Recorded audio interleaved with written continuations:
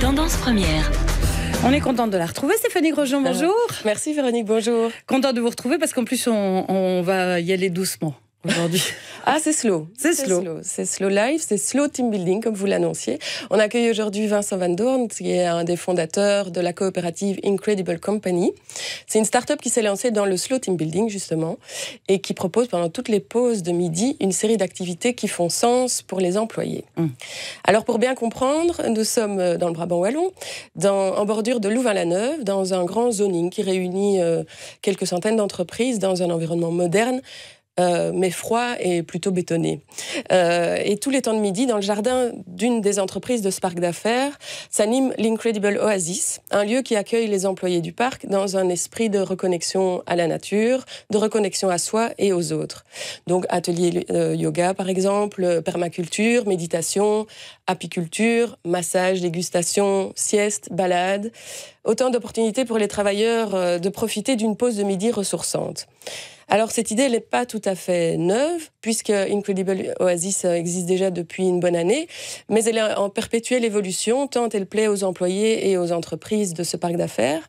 Le 21 mars dernier, l'Oasis célébrait le début du printemps par un grand barbecue et différents stands d'activités. Et pour y avoir pointé mon nez, j'ai vu quelques employés vraiment ravis d'être là, dans une ambiance conviviale. Plusieurs m'ont dit combien cette Oasis leur faisait du bien, autant pour déconnecter du boulot que pour créer du lien, se sentir utile et networker aussi. Donc agrandir son réseau professionnel, son réseau de contacts professionnels.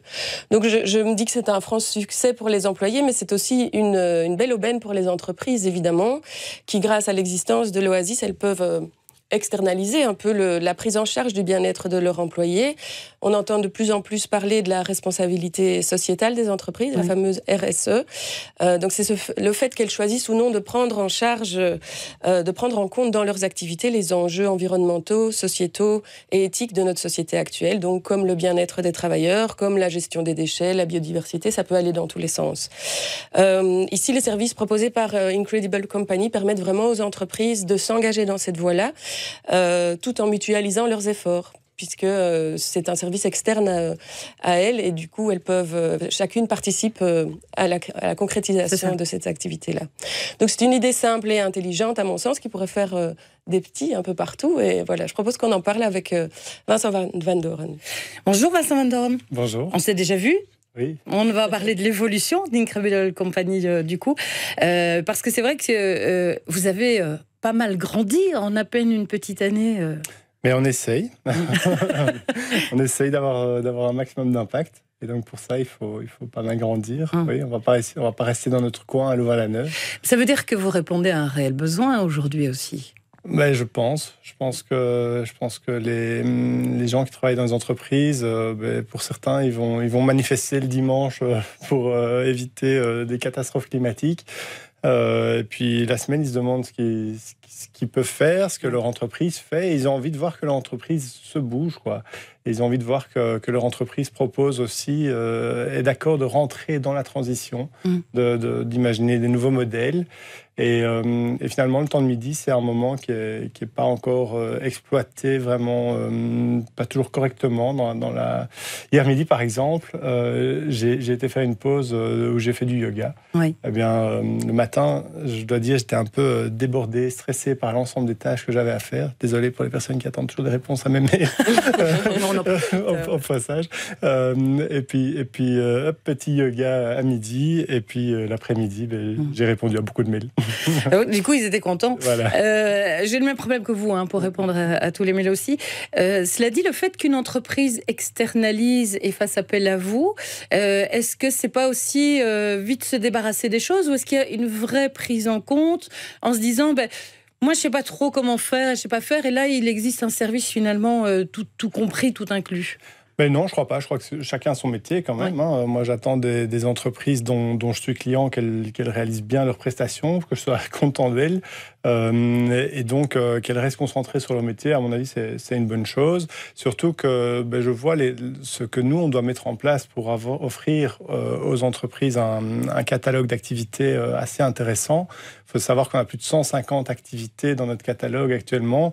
Si les entreprises devaient proposer par elles-mêmes ces activités à leurs employés, je crois qu'il faudrait qu'elles aient une petite équipe comme la nôtre pour mettre ça en place.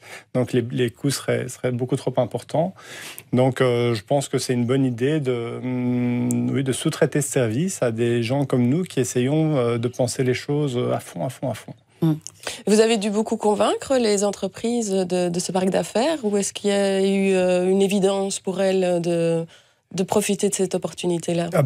C'est sûr qu'il y a des entreprises qu'il va falloir convaincre, qui sont encore dans le monde d'avant, j'ai envie de dire, et qui n'ont pas envie d'entendre parler de ces nouveaux trucs. Je ne vais pas mettre les étiquettes habituelles, on les connaît, mais c'est vrai qu'il y a des entreprises à convaincre, et puis il y en a d'autres qui nous appellent dès qu'on annonce quelque chose, qui sont vraiment en attente de cette offre.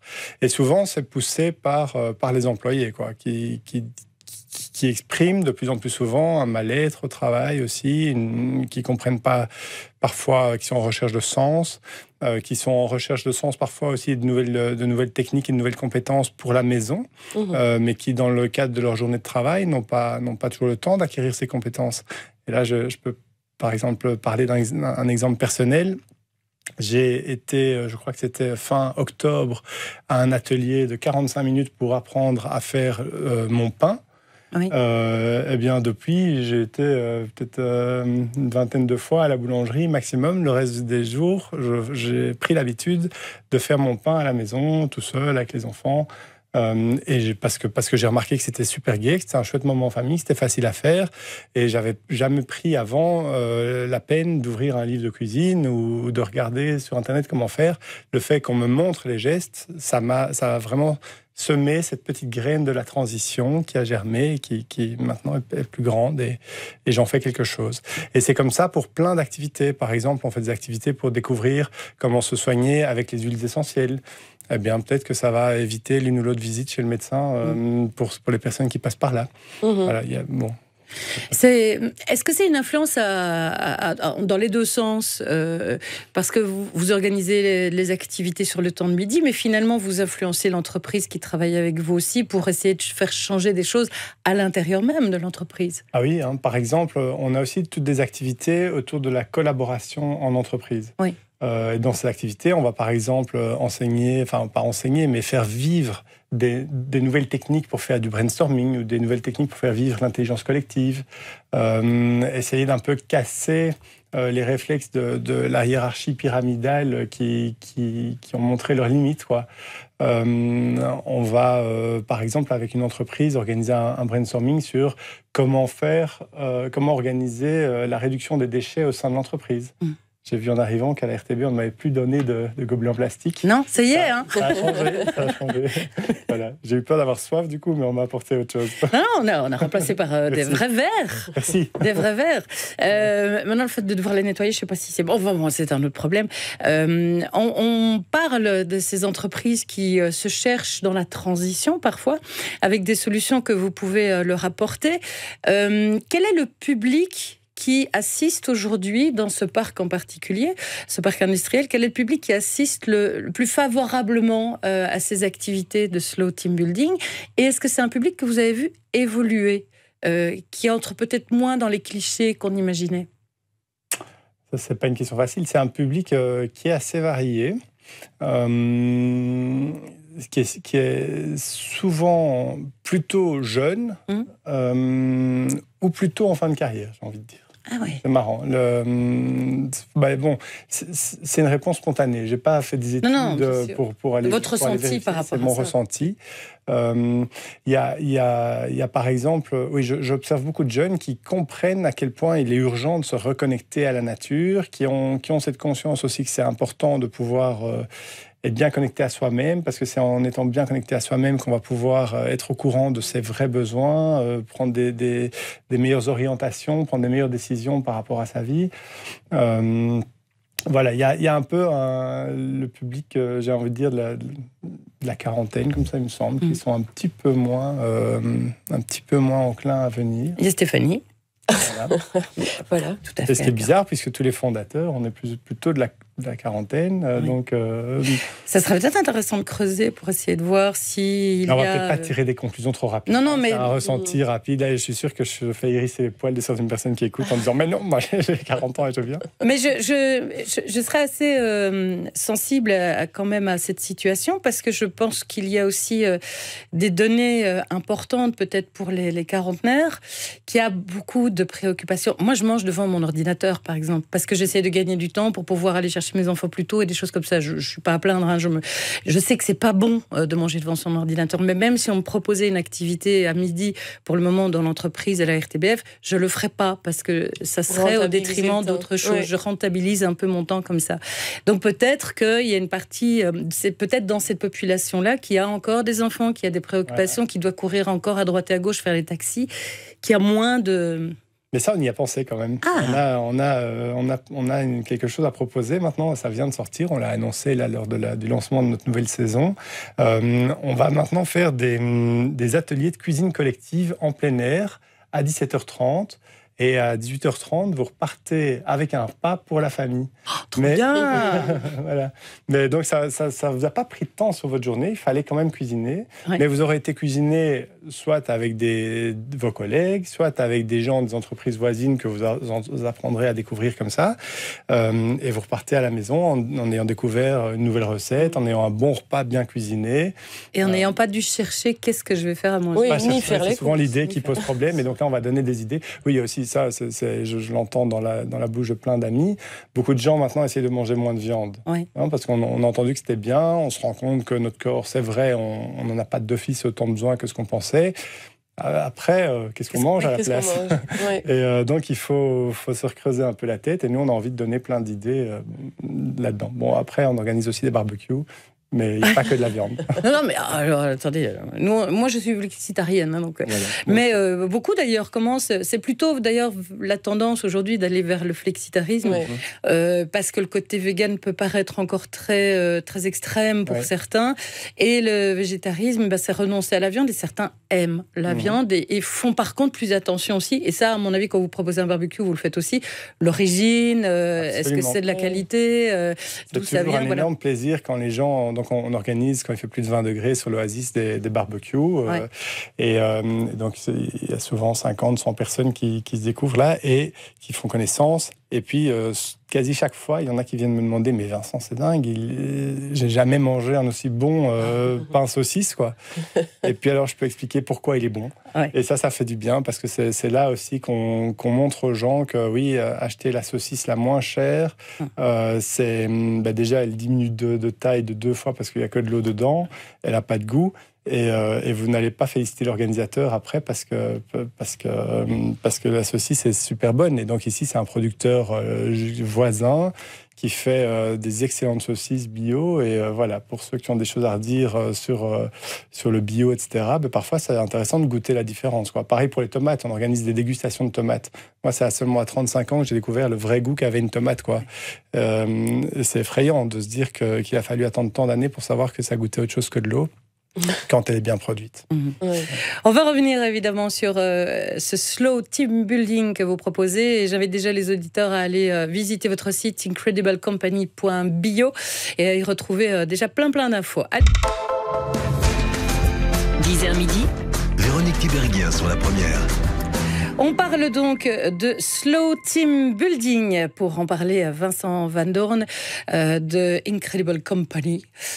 .bio pour avoir les informations et on parle de cette oasis en particulier. Je vois que c'est jeudi le 4, vous allez danser. On va essayer une nouvelle activité. Chouette. Mais non, je ne sais pas si vous vous souvenez, dans certains quartiers, notamment des quartiers administratifs, il y avait des boîtes. Ouais. On avait des boîtes à l'époque, je vous parle d'un temps. Et à midi, il y avait plein de monde. Et mauvaise réputation d'alcoolisme, etc. Mais en réalité, il y a plein de gens qui allaient pour danser, se défouler un petit peu. Ça n'existe plus vraiment aujourd'hui. Je pense qu'il y en a encore, mais plutôt rare. Mais voilà, ça, c'est une activité qu'on peut initier facilement. Oui, ben on l'essaye, on va voir si elle a du succès ou pas. On aime bien et on peut se le permettre puisqu'on organise des activités tous les jours. Sur l'Incredible Oasis à Louvain-la-Neuve, on peut se permettre d'essayer des activités un peu différentes comme ça. Et alors de temps en temps, on est parfois très surpris de quelles activités vont fonctionner, quoi. C'est quoi celle qui cartonne le plus Alors, ce qui marche super bien, et il y en a une demain, c'est les dégustations de grand thé. On a un formateur qui s'appelle Pascal Dufour, que je salue, qui est aussi coopérateur et qui est passionné de grand thé, et qui vient partager sa passion et qui fait déguster des gens. On fait des vraies cérémonies du thé. Ça a à chaque fois un énorme succès. Là, maintenant, il va faire une animation sur les associations fromage et thé. Ah oui. Donc, c'est une autre façon de faire une pause un peu plus lente dans la journée et de se recentrer sur ses sensations gustatives. Si jamais il tombe malade, on a Nathalie Masset, qui est sommelière du thé, qui vient dans notre émission. On vous la présentera. Génial, je note. Oui, et ça c'est bien, parce que ça c'est le genre d'information qui m'intéresse. Je note, on a une centaine de formateurs actuellement qui travaillent avec nous. Mais comme on veut travailler sur tout le territoire belge et qu'on veut pouvoir offrir des formations à beaucoup d'entreprises, et que peut-être un jour, plusieurs entreprises vont nous demander une animation autour du thé le même jour, ou en néerlandais, en anglais, en français, ou peut-être qu'un premier formateur ne sera pas disponible, eh bien on est toujours à la recherche d'augmenter notre nombre de formateurs ressources. Et donc, si je peux me permettre de passer une petite annonce. Mais je vous en prie. Le 20 mai, on organise une soirée d'explication aux candidats formateurs qui voudraient rejoindre Incredible Company, notre réseau. Le 20 mai, donc. Le 20 mai. Les informations sur notre site ou sur notre page Facebook pour s'inscrire. L'idée est bien d'étendre vos activités éventuellement dans d'autres lieux en Belgique, et donc a priori plutôt à Bruxelles. Là-bas. Oui, mais alors en fait, on les étend de deux façons. Donc le concept d'Incredible Oasis, c'est-à-dire des activités offertes tous les midis pour les employés des entreprises avoisinantes qui sont partenaires. Ce concept-là, nous souhaitons le dupliquer. C'est pour ça qu'on a fait qu'on est en train d'ailleurs de faire un appel à coopérateurs.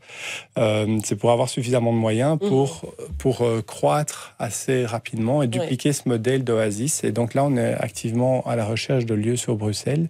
Il y a des pistes qui s'ouvrent, mais voilà, peut-être. C'est des lieux ouverts, des lieux fermés Alors, ce qu'on cherche, c'est un lieu avec une grande densité d'entreprises ou d'employés de bureau. Ça peut être le secteur public, évidemment, aussi. Une grande densité d'entreprises et puis un lieu vert, inspirant, quoi. L'idéal, c'est un parc au pied de grandes sociétés et un lieu vert et inspirant, accessible de l'extérieur. Donc, si c'est une cour réservée aux membres d'une entreprise, c'est pas idéal parce que le but, c'est que différentes entreprises se rencontrent. Et puis, c'est un lieu sur lequel nous, on a aussi besoin d'un toit. Alors, soit il existe, soit on peut le mettre nous-mêmes pour pouvoir faire des activités toute l'année, en hiver aussi. Voilà. Si vous connaissez la perle rare à Bruxelles, n'hésitez pas, Stéphanie. Ça doit pouvoir se trouver. Je pense. Ouais. Mais en fait, comment ça marche exactement ? C'est-à-dire que les entreprises que vous dites partenaires, ça veut dire qu'elles payent une espèce d'abonnement à une mensualité. Et ça veut dire que leurs employés doivent montrer patte blanche en arrivant. Comment ça se passe ? Leurs employés, une fois que l'entreprise est partenaire, leurs employés reçoivent tous les lundis matins le programme de la semaine. Et puis, ils n'ont plus qu'à s'inscrire en ligne pour participer à l'activité. Oui, c'est ça. Donc, les autres employés des entreprises qui ne seraient pas partenaires ne peuvent pas venir. Ils peuvent venir, mais c'est des activités payantes. Et donc, ça peut être... Oui, c'est ça. Mais c'est pour bien comprendre le mécanisme de... Oui, tout à fait.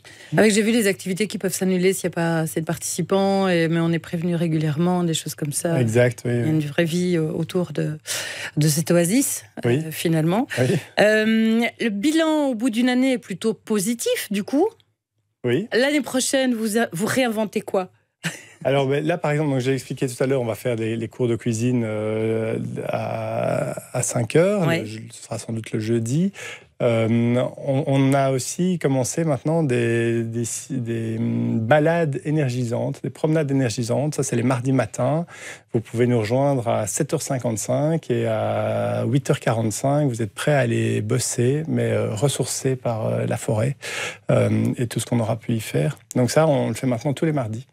Qu'est-ce qu'on fait d'autre ? On aimerait aussi stimuler le côté collaboratif, c'est-à-dire que nos coopérateurs, nos partenaires, les voisins, des passionnés en tout genre pourraient proposer sur l'Oasis de se réunir et de faire un club. Par exemple, table de conversation en chinois, parce qu'il y a bientôt plein de Chinois qui arrivent à Louvain-la-Neuve, ou en anglais, ou en néerlandais, bien sûr. Ça pourrait être cours de tricot ou de couture ou de cuisine. Bref, on aimerait que des clubs de passionnés puissent se retrouver régulièrement sur l'Oasis. Échanger leur savoir. Voilà, le but c'est ça, c'est qu'il y ait de l'échange de savoir. Incredible Company est donc sur des rails et en constante évolution, en constant renouveau aussi, et qui s'ouvre et qui, je l'espère, donnera peut-être des envies aussi à d'autres, pourquoi pas, de faire émerger comme ça des slow team building qui semblent quand même nettement plus intéressants et moins contraignants que les séances de sport qu'on avait pendant une journée ou un week-end avec les collègues, auxquels on n'avait pas forcément d'ailleurs envie de participer. Le fond, parce que n'oublions pas le fond, c'est vraiment la reconnexion, c'est un moment de partage, c'est un moment de lien, c'est un moment d'apaisement aussi. Oui, aussi un moment d'apprentissage. Oui. Il y a plein de choses que nos grands-parents savaient très très bien faire, qu'on ne sait plus faire du tout, et quand ça devient gênant, on n'est pas toujours très fier de dire qu'on ne sait pas comment faire pousser une tomate, ou qu'on n'a jamais compris comment le miel ça fonctionnait. Ou qu'on ne sait pas faire un pain, c'est parfois ridicule, quoi. Et donc, il y a beaucoup de gens qui ont envie de réapprendre tous ces savoirs-là. Oui, en route vers plus d'autonomie et d'indépendance. Ça aussi, bien sûr. Mais c'est aussi un lieu, comme je le disais, c'est aussi un lieu de networking, donc qui reste peut-être quelque part un peu professionnel, dans le sens où, de manière plus spontanée, on peut rencontrer des collègues d'une autre entreprise qui ont des fonctions similaires. Il peut y avoir de l'émulation aussi professionnelle dans ce cadre-là. Tout à fait, mais nous, c'est vraiment ce dont on a pris conscience, c'est que la transition est en marche partout, mais pas encore tellement dans l'entreprise, alors que les employés de l'entreprise, souvent, ils attendent que ça. Et qu'en plus, ça permet de faire aussi du business autrement. On peut rencontrer quelqu'un qui travaille 3 rues plus haut et qui va développer vos affaires, quoi. Donc, tout à fait. C'est le but, c'est de reconnecter, de permettre aux entreprises de faire de la transition et de faire du networking aussi autrement, bien sûr. Et puis, je vous laisse la parole. Non, vous pouvez. Non, parce que je me disais, vous faisiez allusion au fait que, tout à l'heure, de l'importance de la reconnexion à soi pour être plus efficace dans la vie et plus. C'est ce que vous proposez via l'Oasis et l'Incredible Company. Mais c'est aussi ce qui vous est arrivé. Vous m'expliquiez que vous avez eu aussi un moment dans votre carrière où vous avez voulu trouver plus de sens, justement, et plus à vous sentir utile dans cette transition. Oui. C'est un grand classique, je pense, à l'âge que j'ai, plus ou moins 40 ans. Beaucoup de gens se posent des questions et se disent « mais qu'est-ce que je suis en train de faire ?» et se demandent quelle est leur véritable utilité sur la Terre, dans quelle est leur mission de vie. Et moi, j'ai un jour vu un film, Les Libertaires, qui m'a vraiment bouleversé, et j'ai eu envie de prolonger le message de ce film, c'est-à-dire qu'il est important de récupérer en autonomie assez rapidement et de retrouver les choses qui sont importantes et qui vont vraiment nous nourrir, quoi. Et donc, ce qui tombe bien, c'est que ce projet-ci me nourrit, mais aussi il nourrit beaucoup de personnes qui sentent une nourriture intellectuelle, je veux dire, dans ce projet. Voilà. Mais c'est vrai que c'est toujours intéressant de voir à quel point une décision d'une personne individuellement peut avoir finalement une influence sur tout un réseau. Oui, maintenant, c'est vrai, maintenant il faut que ça dure, quoi. Donc, petit message encore, on est encore en train de faire notre appel à nouveaux coopérateurs. On a une réunion d'information pour les futurs coopérateurs le 23 avril. C'est encore pendant 1 mois qu'on est en augmentation de capital. Et ça, c'est pour nous permettre de semer un maximum de ces petites graines de la transition, et pas que à Louvain-la-Neuve. Et on trouve les informations sur le site incrediblecompany.bio. Incrediblecompany.bio, vous pouvez cliquer sur Soutenez-nous et alors vous voyez toutes les informations pour devenir coopérateur, profiter des avantages fiscaux qui vont avec aussi. On peut en profiter. Voilà. Et j'espère bientôt vous voir vous étendre à Bruxelles, de trouver ce lieu que vous recherchez pour pouvoir aussi en profiter à Bruxelles et en faire profiter les autres. Et puis, si d'autres ont l'idée, qu'ils n'hésitent pas à vous contacter aussi pour partager tout cela avec vous. Merci beaucoup, Vincent Van Doorn. Avec plaisir. Bonne continuation. Mais merci, à bientôt à l'RTBF. Oui, rendez-vous dans un an. Non, vous allez faire du slow team building bientôt. Oui, mais je vous ai dit, moi je reste devant mon ordinateur. Oui, mais vous êtes beaucoup. Mais il y en a d'autres qui y participeront très certainement et peut-être même que j'y jetterai un œil. Merci beaucoup Stéphanie. Avec plaisir. Est-ce qu'on vous retrouve la semaine prochaine? Je ne sais plus. Mais je ne sais plus non plus. Mais je pense que oui. Mais en tout cas, ce sera avec plaisir. On va consulter nos agendas. Voilà. Et puis on vous retrouvera. Nous, dans un instant, on va faire le point.